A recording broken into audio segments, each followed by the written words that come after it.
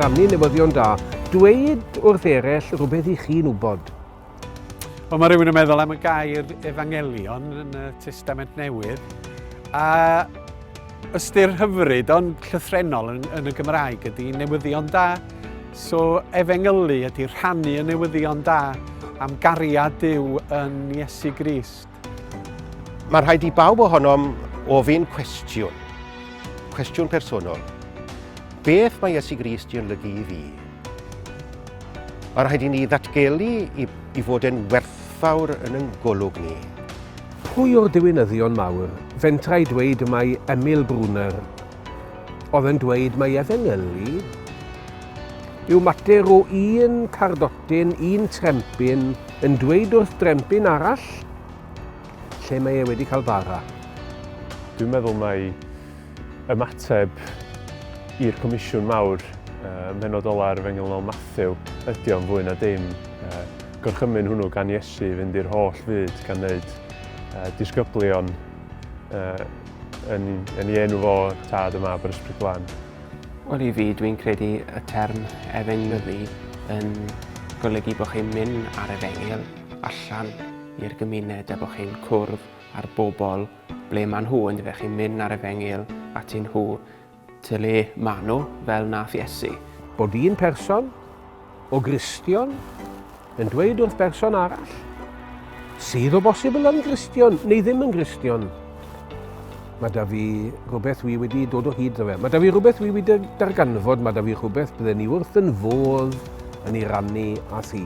Sôn am ras ac am y ffordd yma Duw, am fyw mewn perthynas hefo pobl, am fod yn rhan o fywyd teuluol.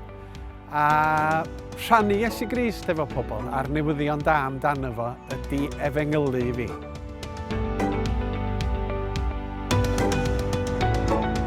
All evangelism is a part of mission, but not all mission is necessarily evangelism.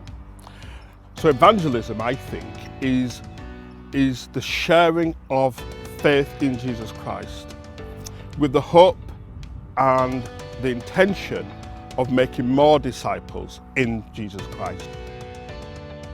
A Efengylu ydy cymerodwyo Iesu i bobl.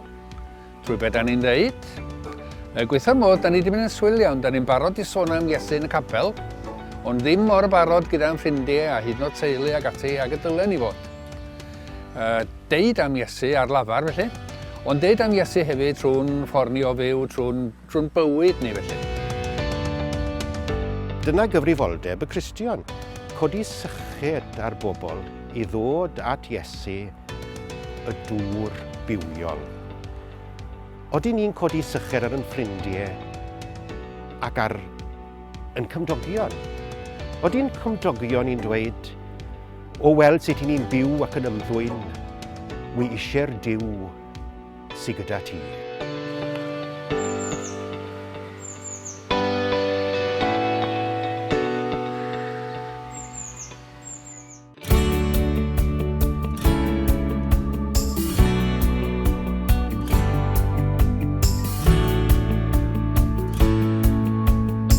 Wel, da ni yma yn y bai yng Nghaerdydd ar gyfer wythnos Steddfod yr Urdd.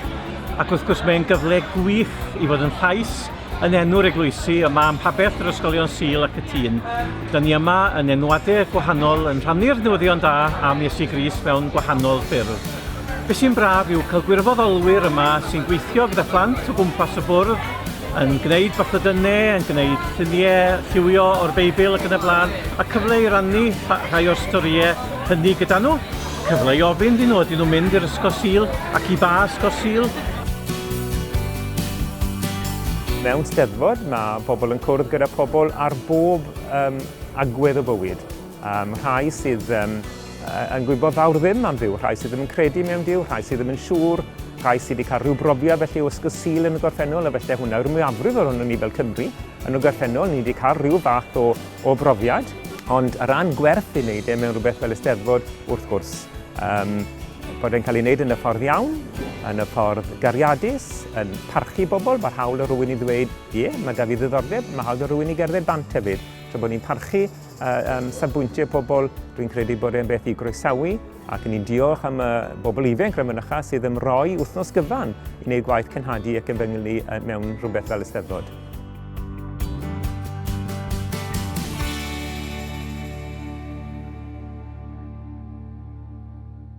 Dwi'n meddwl bod ni mewn cyfnod pwysig fel eglwysi yng Nghymru, lle da ni'n gorfod ail-ddysgu sut i efengylu a beth ydy'r prosesa da ni'n ei defnyddio mwyn trio ennill pobl newydd. Am ddegawda mi oedd yn heglwysi ni wedi gallu byw ar ei bloneg ei hunan.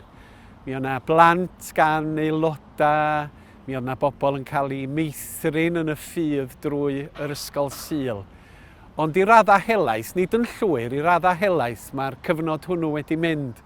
A mae yna genhedlaeth yn codi rwan ymhlith Cymru Cymraeg sydd heb un affliw o syniad ynglyn â'r grefydd Gristnogol.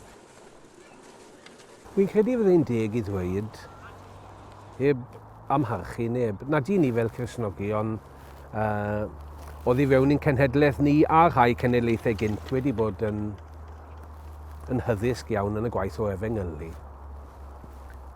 A falle nad i ni ddim yn siŵr yn union beth yw e, ac yn sicr ddim yn siŵr sut mae'n neud e. Mae gwaith rannu newyddion da, mae gwaith rannu efengyl. Ac mae'n golygu dweud, mae'n golygu sôn am rywun, a'r rywun hwnnw wrth gwrs yw Iesu Grist. Nawr, y cwestiwn wedyn, ac mae'n gwestiwn sydd yn gofyn am dipyn o ddychymyg wrth i ateb e. Sut i chi'n gwneud hynny? Wel, ym mha fodd medde rywun i chi'n cyhoeddi'r efengyl? Wel, ym mhob modd. Wedi dweud hynny, sy'n ail i un person yn cyfarfod un arall. Sy'n ail i'r cyffyrddiad personol yna. And so I think one of the challenges in our present context is how do we recover a passion for evangelism that steps clear of the bad practice that might have been done in the past where there was a lot of manipulation, a lot of fear. So I remember growing up, I'm a Methodist, so I'm a kind of outsider into the CWM family. But I remember sitting at an evening service, well, about 14, 15, and this evangelist came and said, well, you know, is your soul right with God? When you go home, what will happen if you get knocked over by a bus? I mean, this is a true story. You get knocked over by a bus. Are you saved? Will you go to heaven or will you go to hell? There's no time to delay. And then the organist played this famous tune, Just As I Am, with that one plea, and there's an altar call, and we all ran forward as much because we were just scared. Because in those days, I was 14, 15, I was at church by myself. I had to walk 2 miles home, crossing several very, very busy roads. You know, I mean, I say it's a joke, but it was a part of it at the time was, well, I don't want to go to hell, and those roads are quite busy. Maybe I should just go forward as a bit of insurance. I don't think that's a good model of evangelism. But I think part of our challenge now is to say, just because there are bad models doesn't mean that we still don't need to evangelize. We just need to find better models of doing it. But essentially, it still comes down to personal invitation. That we're trying to invite people into a relationship with Jesus Christ because we believe it's transformative, it's life-giving, it changes the way we see the world, it changes our values. Un peth ydyn ni yn gwneud lot ohono fo fel myfyrwyr ydy cynnal digwyddiadau cyfoes, digwyddiadau y gallan nhw fod yn secular, ond yn bod ni yn ychwanegu pwt byr lle da ni'n cael cyfle i rannu'r ffydd. Enghraifft, noson quiz. Da ni'n mynd i dafarn am noson, da ni'n cynnal quiz. Am ryw 10 munud rhwng y quiz a'r atebion neu be bynnag, mae yna rhywun yn dod i rannu gair. Mae'r ffyrdd yna hefyd yn gyfle i ddod yn nabod pobl yn bersonol, i wneud ffrindiau efo nhw. Ar ôl y pêl-droed, awn ni lawr i'r dafarn yn y dre a gwylio gêm ar y teledu efo'n gilydd, a mae hynny'n creu perthynas bersonol efo'r bobl ac yn creu ffordd i ni ddod yn agosach atyn nhw ac yn rhoi cyfle wedyn i ni ddangos y gwahaniaeth mae'r arglwydd Iesu Grist wedi gwneud yn ein bywydau ni.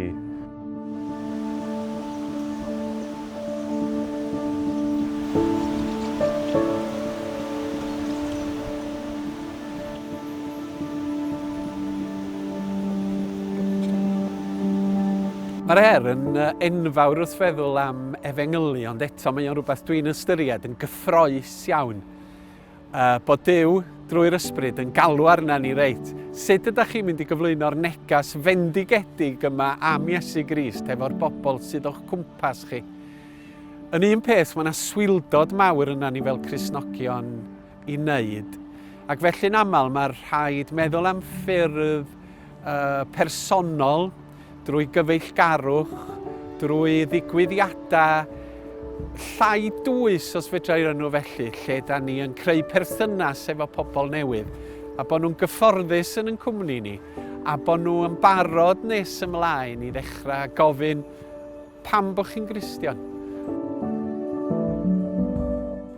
Dwi ar y funud yn fyfyriwr yn Aberystwyth yn astudio'r Gymraeg. Yr hyn sydd wedi bod yn anodd i fi ar adegau fel myfyriwr ydy gweld hynny yw, bod ni'n cynnal y digwyddiadau yma a pobl ddim yn dod iddyn nhw a pobl yn dangos dim diddordeb, pobl ddim eisiau siarad. Y mis Chwefror eleni mi gynhalio ni wythnos o ddigwyddiadau o'r enw Gledda yn Gymraeg, lle oeddwn ni'n rhoi bwyd am ddim i bobl bob dydd ac yn cael cyfnod i drafod yr Efengyl. A oeddwn ni'n disgwyl 2 neu 3, ond gydol yr wythnos gafon ni tua 60 o bobl yn dod i'n digwyddiadau ni. Ac oedd o'n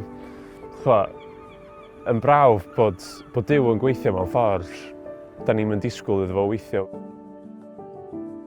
I ni'n weddol ffodus fan hyn mewn pentre lle mae pobl a ryw ymdeimlad tuag at y capel ac yn parchu'r capel ar hyn mae'r capel yn sefyll amdano, ond eto i gyd mae'n dal yn anodd pan i chi'n trial wneud rhywbeth o'r newydd a dyw bobl ddim wastod yn gweld yr angen ac ddim yn ymateb.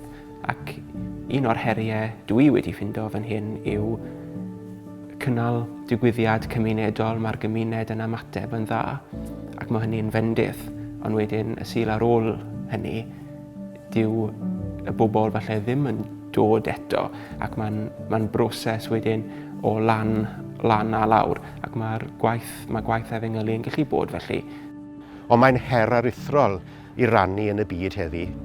Mae un gŵr ifanc sy'n un o fugeiliad y stryd yn y de, wy'n adnabod e'n dda iawn. A mae wedi cael swydd newydd yng Nghaerdydd yn ddiweddar ac wedi bod yn y swydd am rai wythnosau. Digwyddodd un o'r staff ofyn ddo fe, beth wyt ti'n neud heno? A medde fe, wy'n arwen astudiaeth Feibledd heno ar Matthew pennod 18 bydde fe. A medde un arall, wel beth yw hynny am biti te? A medde fe wrthyn nhw, wel mae gyda chi gyd eich ap a'ch gliniadur. Gadewch chi ni edrych ar Matthew pennod 18 yn awr. A fe wnaethon nhw hynny am rai munudau. Pethau felly, torri trwodd, dangos ben ni'n sefyll yn fe. Ond mae'n sialens aruthrol fawr i bob Cristion ac eto mae Duw yn nerthu ni dim ond i ni ofyn iddo fe.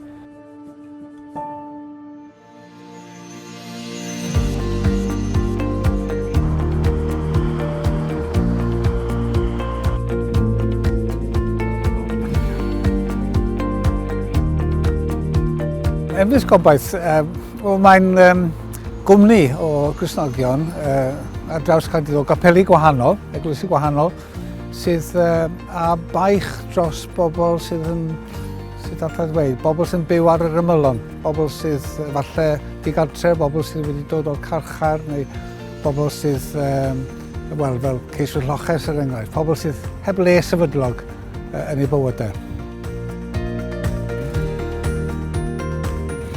Mae yna Efengylu ar sawl lefel, fas ni'n dweud. Yn y lle cyntaf, dyn ni'n ceisio dangos cariad Crist yn ymarferol. A mae hynny'n hunan yn ffordd o Efengylu, wrth gwrs. Wedyn, wrth gwrs, wrth y byrddau, mae cyfle i siarad gyda phobl, rhannu bywyd, holi am eu profiad nhw a dweud beth yw'ch profiad chi ac yn y blaen. Ceisio dod i nabod pobl, mae hynny'n mor bwysig. Nid mater o fanteisio ar bobl mwyn gwthio rhywbeth arnyn nhw, ond ceisio dangos cariad wrthych chi wrando arnyn nhw a bod gyda nhw. Mae hwnna'n lefel arall.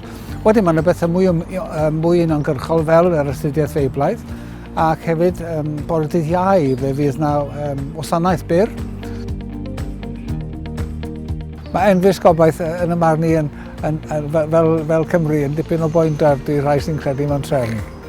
Ond mae cariad mawr, mae arweinyddiaeth gref a phenderfynol ac ysbrydoledig, a mae hynny'n bwysig iawn yn y gwaith.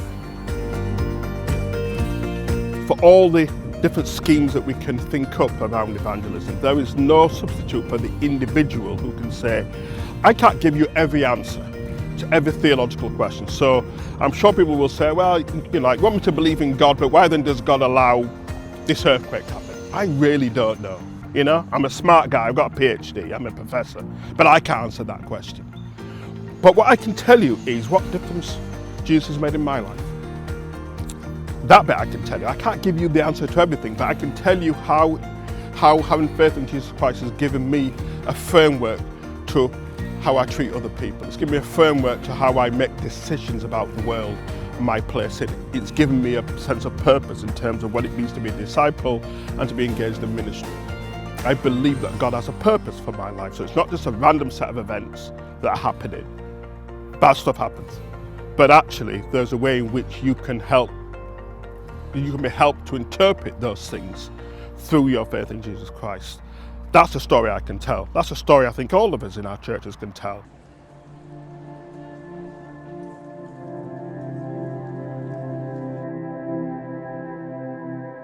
Mae'n eglwys i yng Nghaerdydd yn eglwys Gymraeg ddinesig. Felly, da ni'n gosod y targed, a dyma di targed Ebenezer o ran ennill pobl, y gymuned iaith Gymraeg yn y ddinas. Maen nhw'n dweud bod yna rhwng 30 a 40, falle 50,000 o bobl yn y ddinas yn siarad Cymraeg. Felly, sut ydyn ni'n cyrraedd rhain?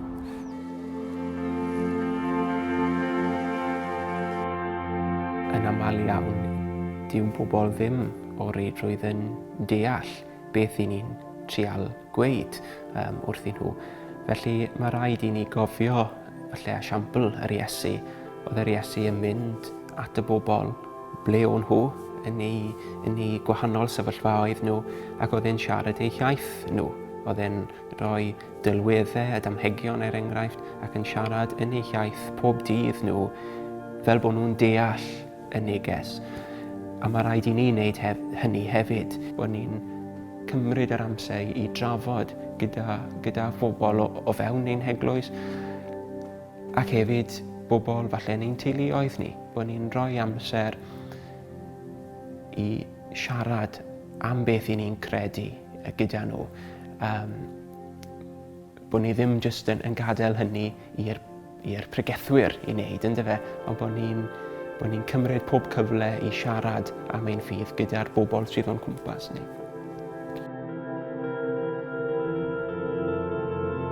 Un rheswm pam yn bod ni wedi gwerthu'r adeilad oedd oherwydd bod ni'n meddwl y bydda eglwys am gyfnod di-adeilad yn gallu gwneud rhywbeth gwahanol. A mae hynny yn wir i ryw raddau oherwydd da ni mewn canolfan gymunedol. Da ni'n rhan o gymuned yn yr eglwys newydd erbyn hyn.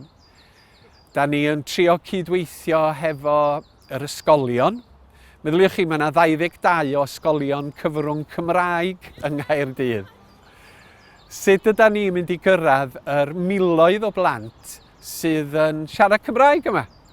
Wel, mae ganddo ni weithiwr plant erbyn hyn sydd yn cynnal clwb plant a sydd yn mynd o amgylch nifer o ysgolion Cymraeg yn y gymuned. Mae honno'n ffordd o bontio a chreu perthynas ac ymwybyddiaeth o Gristnogaeth Gymraeg. Dyn ni yma hefyd gyda Cymdeithas y Beibl, a maen nhw'n sôn am agor y llyfr fel ffordd arall i Efengylu ac i gyflwyno'r storïau Beiblaidd yma yn yr ysgolion. Felly mae prifwyl fel hyn mor bwysig i ddeud y gwir i gael cysylltiad gyda chynulleidfa, dyn ni bellach yn colli cysylltiad efo nhw o fewn ein heglwysi traddodiadol ni.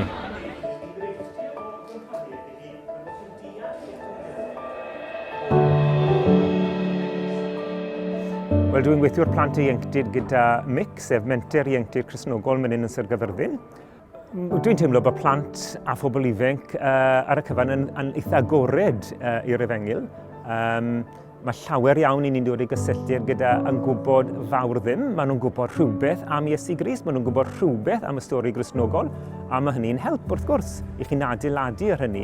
Ond o ran pethau elfennol yr Efengyl, sy'n ni'n gweud bod e'n newydd iddyn nhw. A pan i chi'n rhannu fe mewn ffordd sydd yn ddiddorol ac yn gyfoes, gyda hwyl, gyda gwen ar y chwyneb, yna maen nhw'n dangos diddordeb. If someone doesn't know what their faith means to them, they're going to have a hard job convincing someone else of its significance. Therefore, there also has to be, alongside evangelism, a way in which the church is helping people to discover their faith for themselves and to discover, well, so who is God for you? So if you had to say in 3 sentences why this is important, what 3 sentences would you say? And not the 3 sentences that your pastor told you to say, or the 3 sentences that your Sunday school teacher told you to say if you went to Sunday school, but what would you say for yourself? And those things have to be linked, because in the end, evangelism is only as powerful as the people who can attest and share the significance of God in their lives.